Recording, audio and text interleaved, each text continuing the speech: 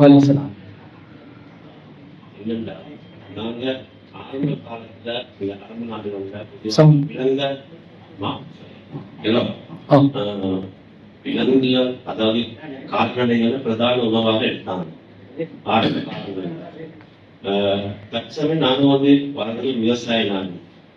இங்கே இன்றைக்கு எனக்கு சொல்லி 2000 கிலோ கடல் 6 கிலோ, அந்த கடல் 6 கிலோ வாங்கணும் அந்த காசு. அதுலேயே ப்ரோட்டீன் இருக்கு, இதுலேயே ப்ரோட்டீன் இருக்கு. என்னன்னா நான் கேட்குற கேள்வி, நான் ஒவ்வொரு வருஷமும் ஃபுட்பால் கொடுத்தது வளமையாக கொண்டு இருக்கிறேன். கடந்த 7 வருஷமா நான் மாடா இருக்கிறத நான் நிற்பாட்டேன். காரணம் என்னன்னா 7 வருஷத்துக்கு முன்னால மாடா இருக்கிறது ரொம்ப நாள் நடக்கிறது இல்லை. அன்னைக்கு வசதியிலிருந்து மாட்டா இருக்க சொல்றோன்னு மாட்டா இருக்கக்குள்ள அந்த வீட்டை கண்ணீர் எனக்கு ஒரு மனசை கலங்காச்சு. அந்த கண்ணீருக்கான விளக்கத்தை உங்களால தரையணும். சரி, பேரோட பதிவு செய்யணும். பேர் ஹனீஃபா. நான் ஒரு வார்த்தை. சரி, இப்ப குர்பான் நிகழ்ச்சிகளுக்கு குர்பான்களுக்கு நான் பொதுவாக பங்கல் சந்தையை கொடுக்கிறதே தவிர இந்த கலந்தத நிறுத்திட்டேன். பிள்ளைகளுக்கும் விருப்பமில்லா செயலா போயிடுச்சு. எங்க வீட்டுல எல்லாருக்கும் விருப்பமில்லா செயலா போயிடுச்சு. நாங்க நிறுத்திட்டோம். 7 வருடங்களா நாங்க இதை நிறுத்தி வச்சிருக்கோம்.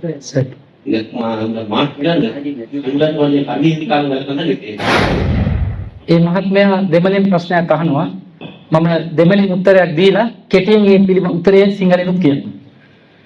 சகோதரர் ஹனீஃபா அவர்கள் குர்பான் சம்பந்தமான ஒரு தொடர்புடைய ஒரு சந்தேகத்தை சொல்றாங்க. ஒரு தடவை அவர் வலிமையா குர்பான் கொடுத்தவரா இருந்தாலும் ஒரு தடவை குர்பான் கொடுக்குற நேரத்துல ஹஸ்ரத் கத்தியை கொடுத்து மாடு அருகிட்டாரு. இவர் அறுக்கிறதுக்காக முன் வந்த நேரத்துல அந்த மாட்டினுடைய கண்ணீரை பார்த்துட்டு இனிமேல் இந்த மாதிரி மனசு நோகடிக்கிற அளவுக்கு ஒரு கண்ணீர் சிந்துற ஒரு வாய் பேசாத ஒரு ஜீவன் இந்த அளவுக்கு பதற வைக்கிற அளவுக்கு ஒரு காரியத்தை என்னால செய்ய முடியாது, நானும் விலகிட்டேன், என்னுடைய குடும்பமும் இந்த காரியத்திலிருந்து விலகிட்டோம், பங்கு சேரும் போது பங்கு கொடுத்து கொள்வோமே தவிர நேரடியா என்னால குர்பான் செய்ய முடியல, இந்த மாட்டிட கண்ணீருக்கு நீங்க என்ன விளக்கம் சொல்றீங்க என்று கேட்கிறார். அதாவது இஸ்லாமிய மார்க்கத்துல மிருக நேயம் என்றது இருக்குது.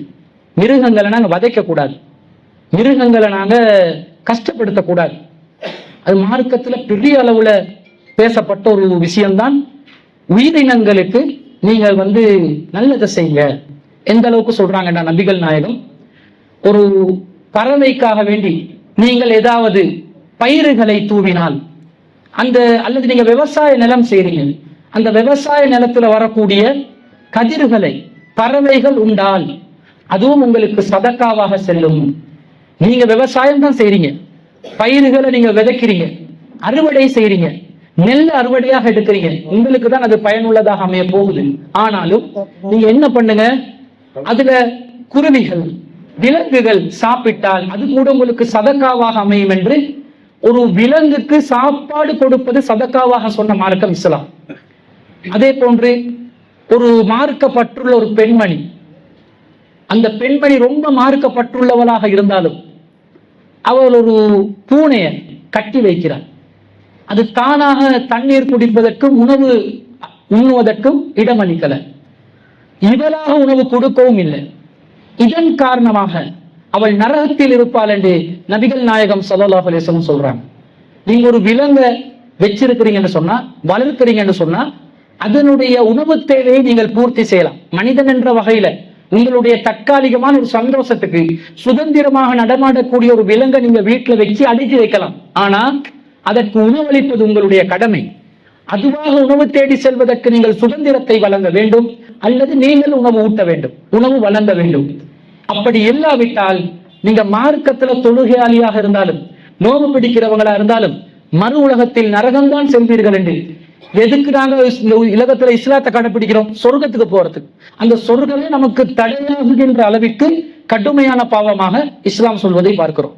அடுத்ததாக நபிகள் நாயகம் ஸல்லல்லாஹு அலைஹி வஸல்லம் அவங்களுடைய காலத்துல சிறார்கள் ஒரு விளையாட்டை விளையாடினார்கள். ஒரு விலங்கை இலக்காக வைத்து அம்பு எய்தார்கள். ஒரு விலங்கை இலக்காக வைத்து அம்பு எய்வது, சரியாக அந்த இலக்கை நோக்கி அம்பு சென்று விட்டால் அந்த விலங்கு செத்துவிடும். பெரும்பாலும் கோழியை அதுக்கு இலக்காக பயன்படுத்தினார்கள். இதை நபிகள் நாயகம் ஸல்லல்லாஹு அலைஹி வஸல்லம் அவர்கள் கண்ட உடனே என்ன சொன்னாங்க தெரியுமா? எந்த ஒரு உயிரினத்தையும் இலக்காக குறிவைத்து தாக்கி விளையாடாதீர்கள் என்று நபிகள் நாயகம் தடுக்கிறாங்க. உங்களுடைய தற்காலிகமான சந்தோஷத்துக்காக ஒரு விலங்கை நீங்கள் இலக்காக வைத்து கொலை செய்வீர்களா? அது வேண்டாம் என்றார்கள்.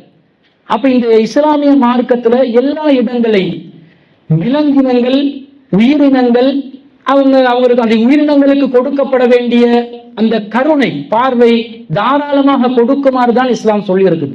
ஆனா உணவு தேவை என்று வந்தால், மனிதர்களுடைய வாழ்க்கைக்கான அந்த பசியை போக்குவதற்கான ஒரு நிலையாக வந்தால், அந்த நேரத்தில் தேவைக்காக வேண்டி, தேவையின் நிமித்தம் மாத்திரம் ஒரு உயிரை நீங்கள் பறிக்கலாம், ஒரு விலங்கினுடைய உயிரை பறிக்கலாம். அது கூட நாங்க பிஸ்மில்லாஹி அல்லாஹு அக்பர் என்று சொல்லிதான் அந்த விலங்கை நாங்கள் அறுப்போம். அதனுடைய அடிப்படம், அந்த தாரக மந்திரத்தின் கருத்து, இறைவனுடைய திருநாமத்தால், இறைவன் மிகவும் பெரியவன், அந்த இறைவன் மிக பெரியவனான இறைவன் அனுமதித்த ஒரே காரணத்தினால் தான் உணவுக்காக வேண்டி மாத்திரம் இந்த பிராணியுடைய களத்தை நான் அறுக்கிறேன் என்ற உணர்வோடு தான் நான் அதை செய்ய வேண்டும். அப்போது சாதாரண நிலையில் இருக்கக்கூடிய விலங்குகளை என்னால் அறுக்க முடியாது. எந்த அளவுக்கு இஸ்லாம் சொல்லுதண்டா பாருங்க, ஒரு நபி, அவரை ஒரு எறும்பு கடித்து விட்டது. அந்த நபி என்ன செய்தார்? அந்த எறும்பு பொந்தை முழுசாக தீ போட்டு எரித்து விட்டார். அந்த நேரத்தில் இறைவனால் அந்த நபி கண்டிக்கப்படுகிறார். நபி ஒருவரே கண்டிக்கப்படுகிறார். என்ன சொல்லி கண்டிக்கப்பட்டார் தெரியுமா? நீங்க உங்களை ஒரு எறும்பு கடித்ததற்காக வேண்டி இறைவனை சுஜூத் செய்து கொண்டிருந்த மொத்த ஒரு எறும்பு சமூகத்தையே நீங்கள் அழித்து விட்டீர்களே, இது பாவம் இல்லையான்னு கேட்டாங்க. ஒரு எறும்புட உயிரை எடுத்தாலும் அது பாவமாக கருதுற மார்க்கத்துல நீ சாதாரணமா எல்லா விலங்கையும் கொண்டு குவிச்சு போக வேண்டிய இஸ்லாம் சொல்லவில்லை. தேவை வந்தால் விலங்கினங்களுடைய உயிர்களை பறிப்பது நமக்கு அனுமதி உள்ளது. ஒரு டெங்கு நொழும்பு வருது, மேல நிக்குது, மாடு பெரிய சைஸ்ல இருக்கிறதுனால அதனுடைய வேதனை, கண்ணீர் நமக்கு விளங்குது. ஒரு டெங்கு நொழும்பு சாகும் போது மரண வேதனை என்பது அந்த நொழும்புக்கு வராதான்? வராமல அது உயிரோட, உயிர்ந்தா சாகும் போது வேதனை வரத்தானே செய்யும். ஆனா வேதனையுடைய அலறல், சப்தம், கண்ணீரின் அந்த வடிவம் எங்களுக்கு தெரியவில்லை. அதனால நொழும்பு கடிக்கும் போது என்ற மூளை தானாகவே இயல்பா என்ன செய்து அதை சாகடித்து விடுகிறது. இன்னும் சொல்ல போனால் நம்முடைய கைகளில் எத்தனையோ நுண்ணுயிர்கள் வாழுகின்றன. நுண்ணுயிர்கள், பாக்டீரியாக்கள் வாழுகின்றன. அந்த பாக்டீரியாக்களை சாதாரணமாக நம்முடைய கண்களால் பார்க்க முடியாது. ஆனால் அவைகள் நாங்க கைகளை ஏன் கழுவுகிறோம்? உணவு உண்ணும் போது சவக்காரத்தை நன்றாக தேய்த்து நீங்கள் கைகளை, இரு கைகளை புரட்டி புரட்டி கழுவுங்கன்றாங்க. என்ன பண்றது தெரியுமா? புரட்டி புரட்டி நுண்ணுயிர்களை நாங்கள் சாகடித்துக் கொண்டிருக்கிறோம். உயிர்கள் என்பதனால், அந்த உயிர்கள் சின்ன வடிவத்தில் இருப்பதனால் அதுக்கு வேதனை இல்லை என்று அர்த்தமா? கண்டிப்பாக வேதனை இருக்கிறது. ஆனால் நமக்கு காதால் கேட்காது, கண்களால் பார்க்க முடியாது. கண்களால் தெரிந்ததை நாங்கள் தவிர்த்து கொண்டோம். தெரியாததை இந்த அறிவியல் வளர்ந்த காலத்தில் கண்டிப்பாக கோடான கோடி கிருமிகள் உங்களுடைய கைகளில் இருக்கிறது என்பது நிரூபணமாகிக் கொண்டு இருக்கும் பொழுதே எப்படி நாங்கள் மனமுரண்டாக கைகளை கழுவலாம்? உயிருடைய அந்த வேதனையை, உயிர் பிரியும் வேதனையை என்னால் பார்க்க முடியாது என்றால், அறிவியல் ரீதியாக நாங்கள் பார்த்தால் நம்முடைய கைகளையே கழுவிக்கொள்ள முடியாது. ஏன்னா சாகடிச்சு கொண்டுதான் இருக்கிறோம். சாதாரண தண்ணியை குடிச்சா அந்த தண்ணியில நிறைய பாக்டீரியாக்கள் இருக்கின்றன. அந்த உயிருடன் என்ன செய்கிறோம்? அந்த தண்ணீரில் உள்ள பாக்டீரியாக்களை நாங்கள் சாப்பிடுகிறோம். சூடாக்கி சாப்பிட்டோம் என்றால், தண்ணியை குடிச்சோம் என்றால் அதை சுப்பு வச்சு சாப்பிட்டுக்கிறோம். பாக்டீரியாக்களை சுப்பு வச்சு அழிச்சு வடிச்சு இல்லாமக்கி நாங்க தண்ணீரை அறிந்து இருக்கிறோம். அப்ப நாங்க விரும்பியோ விரும்பாமலோ உலகத்தின் இயற்கை, இறைவன் படைத்த உலகத்தின் இயற்கை நமக்கு ஒரு செய்தியை சொல்கிறது. நீ உயிர் வாழ்வதற்கு இன்னொரு உயிரை தேவையின் நிமித்தம் நசுக்க வேண்டி வந்தால் தாராளமாக நசுக்கிவிடு என்று கேட்கிறார்.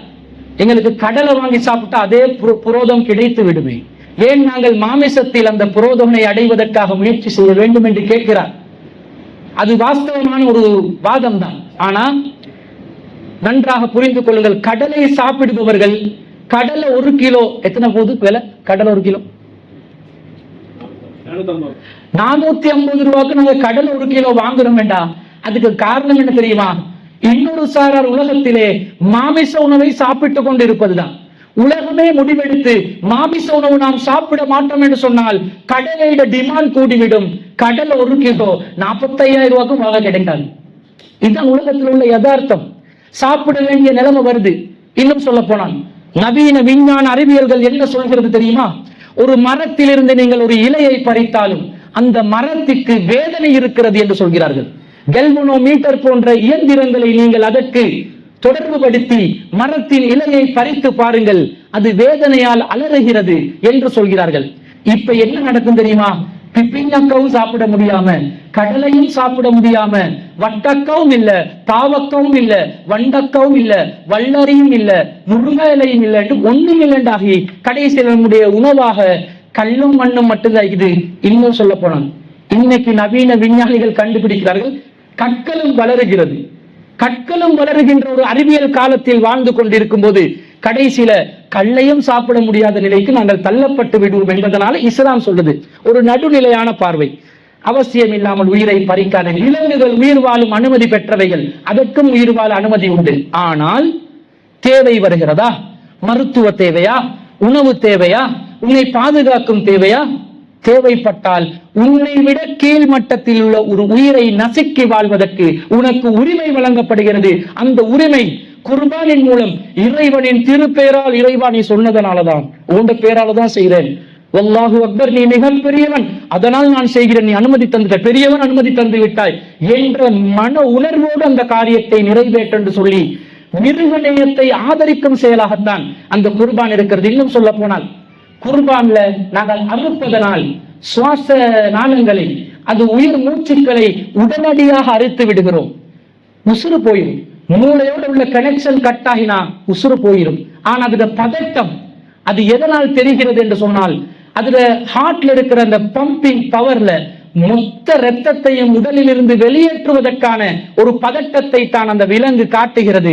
அதை நினைத்து நீங்கள் கவலைப்படாதீர்கள். இன்றைய உலகம் மனிதர்களை பச்சையாக கொன்று குவித்து நிலத்துக்காகவும் நாட்டுக்காகவும் சின்ன குழந்தைகளை பச்சையாக கொன்று குவிக்கும் உலகத்தில் இஸ்லாம் அப்படி நமக்கு நடக்க சொல்லவில்லை. உணவு தேவைக்காக மாத்திரம் நீ விவசாயம் செய்தாலும், நீ கிருமி நாசிகளை பயன்படுத்தி கிருமிகளை கொலை செய்யத்தான் நீ முயற்சி செய்கிறாய், தேவைக்கு செய், பரவாயில்லை என்று இஸ்லாம் கருணை பார்வையுடன் நமக்கு அனுமதித்திருப்பதைத்தான் நாம் பார்க்கிறோம்.